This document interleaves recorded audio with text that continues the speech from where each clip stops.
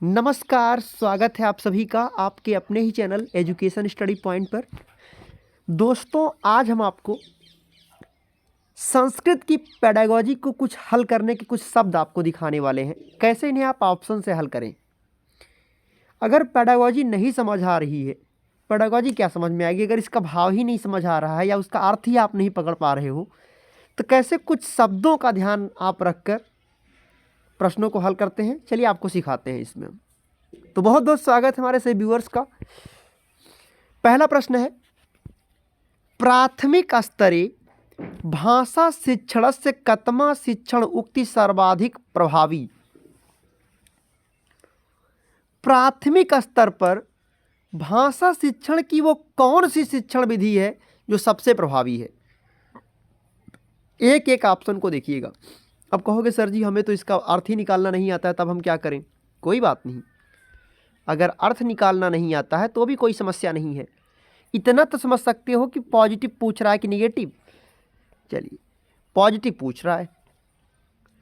पहला ऑप्शन है, बालका नाम रुचि अनुसारम परिचित विषय से। बालक की रुचि के अनुसार जो परिचित विषय है, जी नहीं।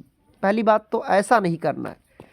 रुचि तो ठीक है, पर जो परिचित शब्द आपने कह दिया ये गलत बात है। भाई, रुचि के आधार पर हम स्पेसिफिक किसी एक विषय पर हम नहीं कर सकते। रुचि के आधार पर हम कोई भी सब्जेक्ट उसे पढ़ाएंगे, चर्चा करेंगे। दूसरा ऑप्शन देखिएगा, अन्य साम हस्तलिखित सामग्री पत्रम इत्यादिनम पाठनम। अब देखिए, यहीं पर कुछ खास बात है। कुछ नहीं समझ आ रहा हो, ध्यान देना दोस्त।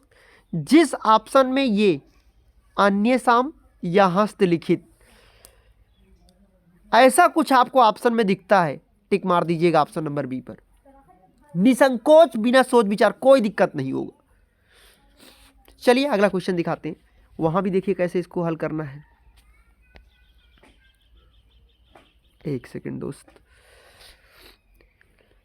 यदि शिक्षकः स्यो फलस्य चित्रं दर्शयित्वा छात्रान् निर्देशयति यत् कानिचन वाक्यानि वदन्तु तहिर्केन कौफलेन संबंधितम अस्ति। ध्यान दीजिएगा, यदि शिक्षक सेवा फल के चित्र को दर्शाकर छात्रों को निर्देश करता है कि कुछ वाक्य बोलो, तहिर केन कौफलेन, तो ये जो है किस कौशल से संबंधित है। तो दोस्तों, बोलने की बात है तो मौखिक कौशल की बात है। यहां पे समझ नहीं आएगा कमेंट सेक्शन में लिख दीजिएगा। अगला क्वेश्चन नंबर 3 देखिएगा।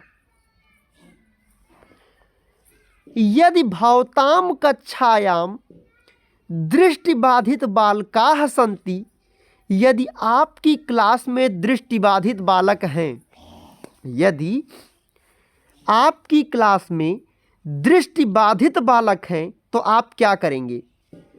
तान विशेष सहानुभूत्या पाठिष्यति, उन्हें हम विशेष रूप से सहानुभूति देंगे। तो पहली बात, जिस ऑप्शन में सहानुभूति की बात है,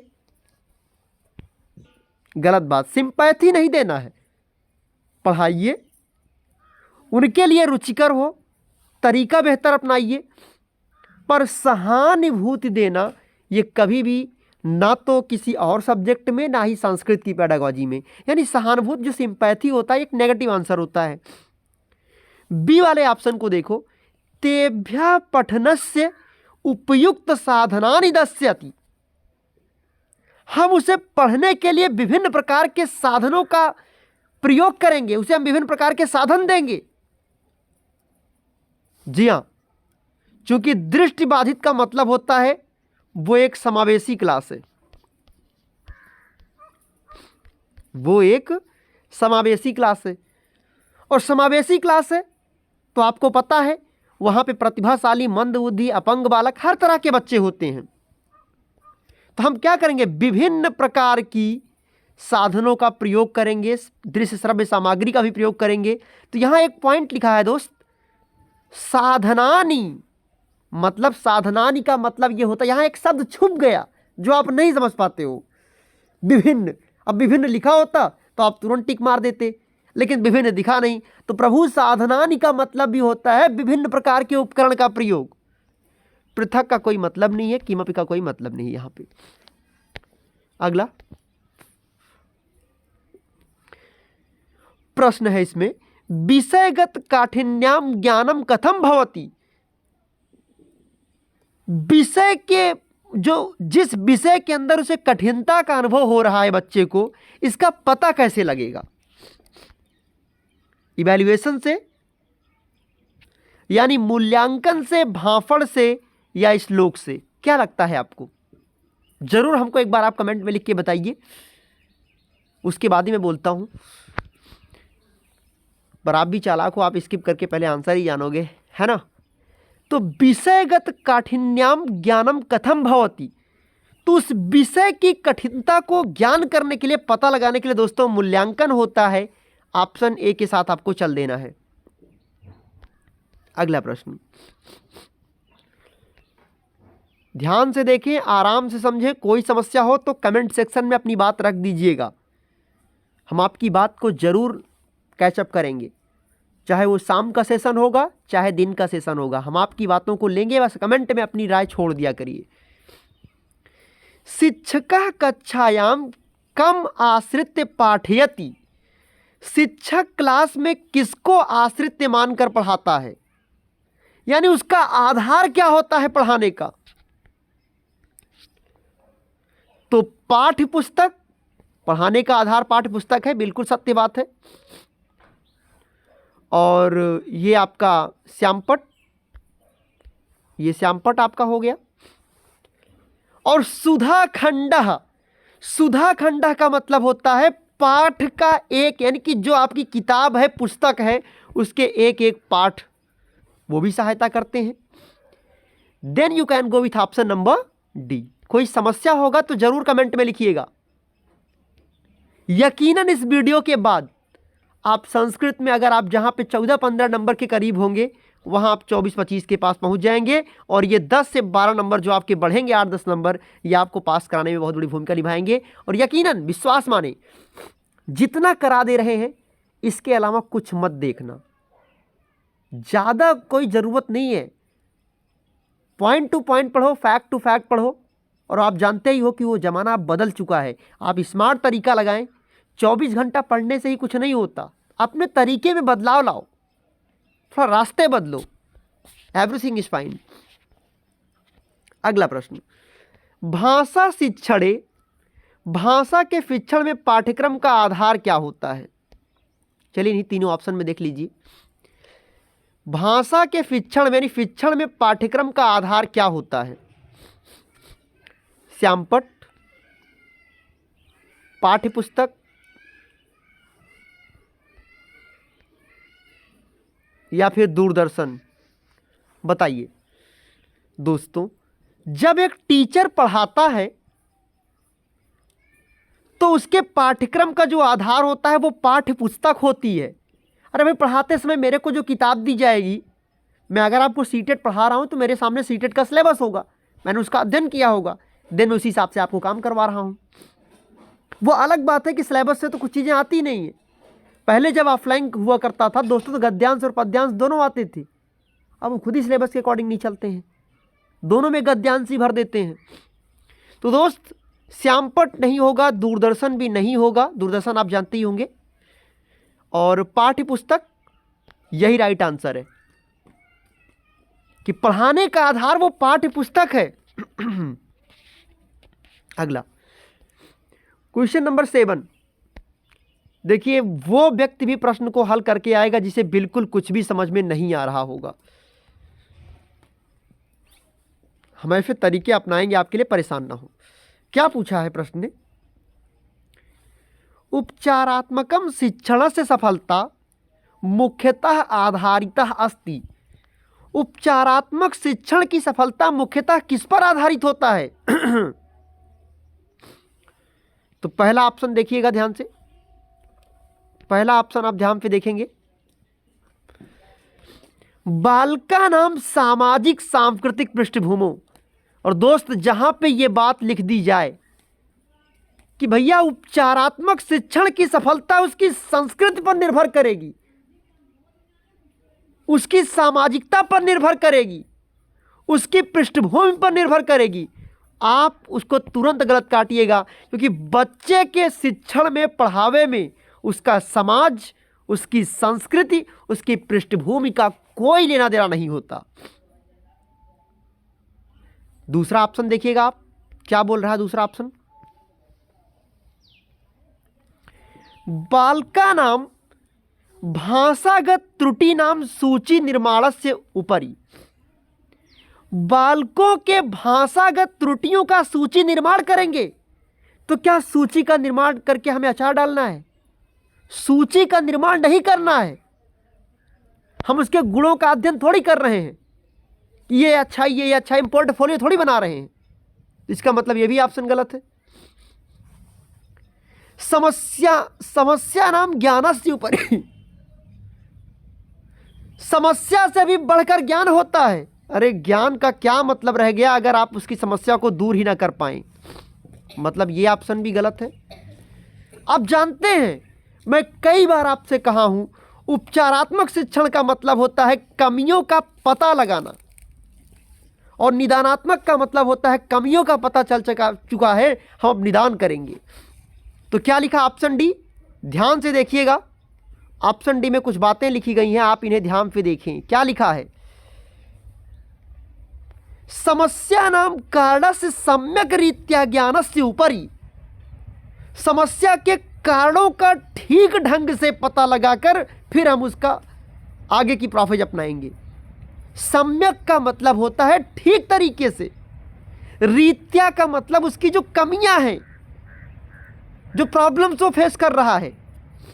यानी you can go with option number D.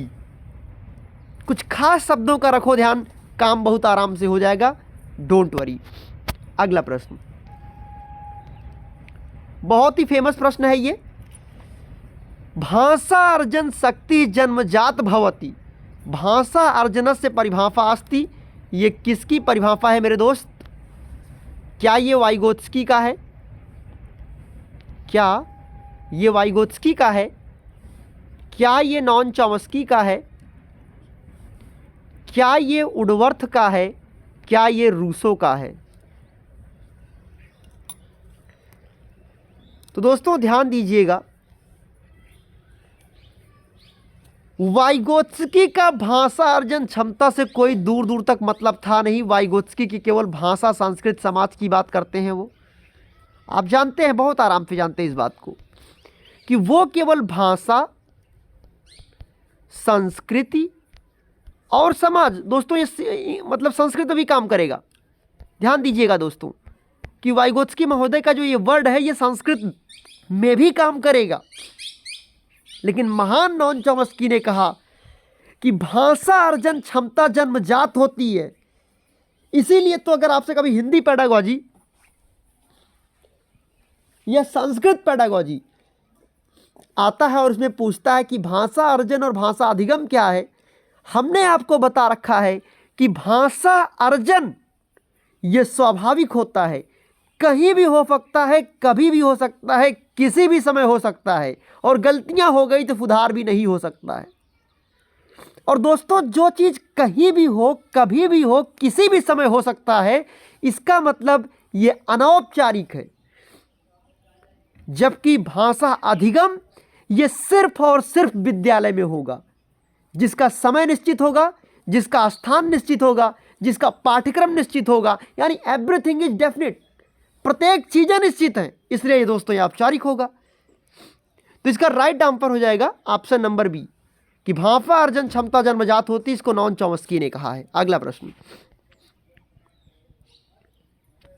एक सेकंड दोस्त, डी वाला ऑप्शन आपको दिखा दें। हाँ, मौखिक परीक्षाया भेदः अस्ति। बहुत आराम से समझिएगा, मुझे लगता है कि एक सेकंड, मुझे लगता है मैं हर क्वेश्चन में आपके लिए कुछ, आपके लिए मैं छोड़ता हूं कुछ बातें। और क्या इस प्रश्न का उत्तर भी आपके लिए मैं छोड़ दूं? बताइएगा हमें। मुझे नहीं लगता है आपके लिए ये क्वेश्चन मुझे छोड़ना चाहिए।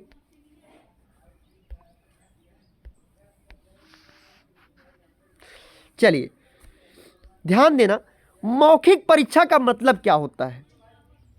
इसका मतलब, मौखिक परीक्षा का मतलब उसका इंटरव्यू हो रहा है, सामने व्यक्ति बैठा है, और जब इंटरव्यू होता है ना मेरे दोस्त, तो लगभग जो मौखिक परीक्षा होती है वो वस्तुनिष्ठ परीक्षा पे आधारित होता है, शास्त्रार्थ नहीं होता, ये नहीं होता, ये वैध भी होता है, विश्वसनीय भी होता है। इसलिए आप जाइएगा ऑप्शन नंबर सी के साथ, ठीक है। ऑप्शन नंबर बी पे आइए आप लोग, सॉरी क्वेश्चन नंबर 10 पे आइए। प्रश्न क्या है, संस्कृत भाषा शिक्षणे शिक्षक उपचारस्य प्रमुखम उद्देश्यम अस्ति। संस्कृत की भाषा शिक्षण में जो शैक्षिक उपचार का प्रमुख उद्देश्य होता है वो क्या होता है। शैक्षिक उपचार का मतलब होता है उसकी कमियों को पता लगा के दूर करना। तो ऑप्शन ए क्या कहता है, ध्यान पे देखिए, बालका नाम सम्यक आचरण से विकास करणम। यार उसकी शैक्षिक कमियों का उपचार करना है और आप उसके आचरण का विकास कर रहे हो, मतलब कुछ भी, ये होता है तरीका हल करने का। चीज़ों को समझो और टैकल करिए फटाक से। बी वाला ऑप्शन देखिए, शैक्षिक समस्यानाम दोषाणाम च निवारणम।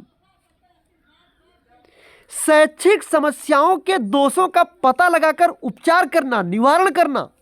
हाँ जी बिल्कुल, यही वाला ऑप्शन सही है, क्योंकि शैक्षिक उपचार की बात हो रही है। और तीसरा ऑप्शन आपको दोस्तों देखना है, क्या लिखा है, बालका नाम अशुद्धि निराकरणम। बालकों की अशुद्धियों का निराकरण करना, ठीक है। और इनमें से कह रहा नॉन ऑफ दीज, कह रहे हैं इनमें से कोई नहीं। तो मेरे दोस्त, मेरे भाई, मेरी बहन, कोशिश करिएगा, समझने की कोशिश करिएगा। पूछा है शैक्षिक उपचार का प्रमुख उद्देश्य क्या होता है। शैक्षिक उपचार का एक ही उद्देश्य है, कमियों का पता लगाओ और उसका निवारण करो। यानी कि हमें चीज़ों को बिल्कुल फैक्ट करके, चीज़ों को कह सकते हो कि सोच समझ कर जवाब करना होता है, ऐसे कुछ भी नहीं कह सकते आप। खैर, अगर आपको वीडियो अच्छा लगा होगा तो वीडियो को लाइक कीजिएगा। पहली बार विजिट किए हुए हैं तो चैनल को सब्सक्राइब जरूर करें। बाकी आपके प्यार के लिए, आशीर्वाद के लिए बहुत बहुत धन्यवाद, बहुत बहुत शुक्रिया, आभार आप सभी का दिल से। थैंक यू सो मच, बहुत बहुत धन्यवाद, थैंक यू।